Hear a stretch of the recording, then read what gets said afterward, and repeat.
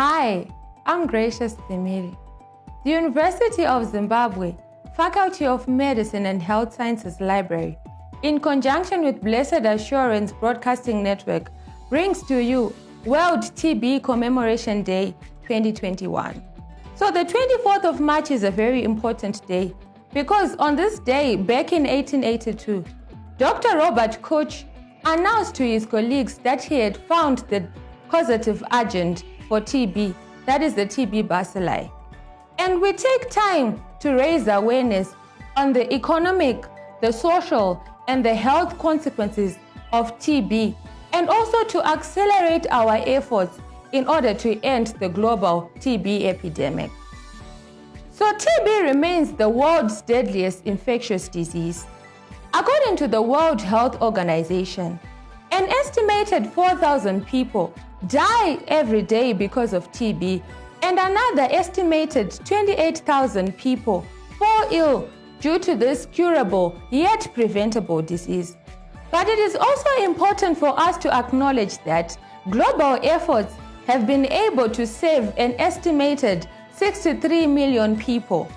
This year, we are moving under the theme, "The clock is ticking," and we seek to convey the message that the world is running out of time in order to act upon the commitments that were made by the global leaders in order to end this TB epidemic, particularly in the context of the COVID-19 pandemic, which poses a great threat and risk to the progress that has been made in the End TB campaign. So now, despite successful cure of the disease, chronic consequences can follow as a result of alterations that occur in the anatomical positions which were previously diseased.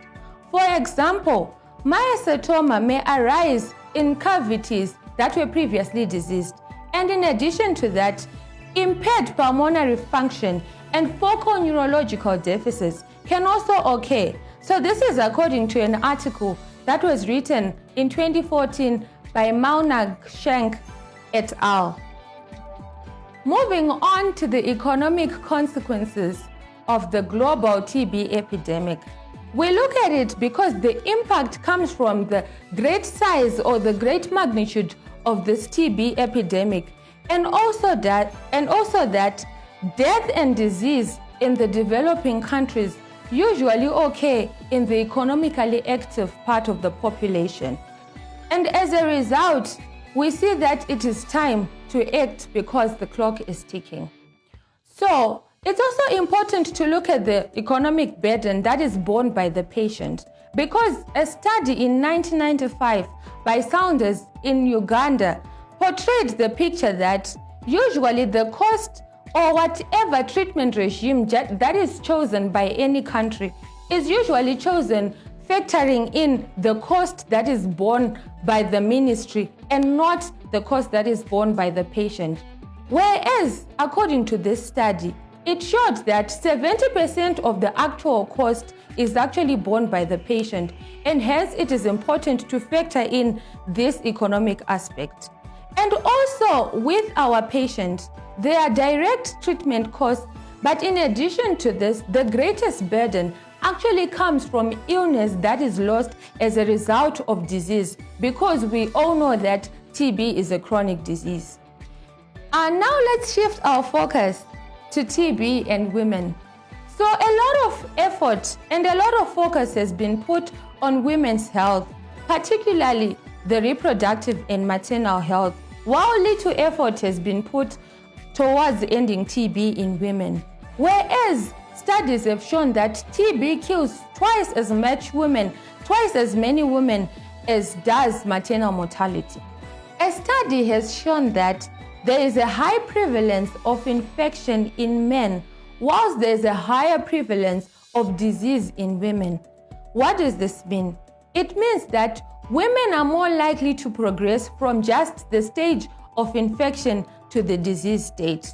And it has also been proven that it is more costly to treat women with TB. That is according to a study by Okoji in 1990.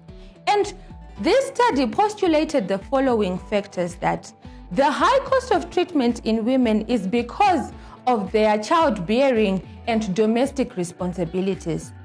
They also discovered that in certain societies, the health-seeking habits of the women are influenced mostly by their families, their relatives, and their husbands. And no matter how ill they are, they don't get to make that decision themselves. As a result, when they then present to the hospital, they're already at a stage where it is more difficult and more expensive to cure this TB. So therefore, we are saying the clock is ticking. Let's end TB in women.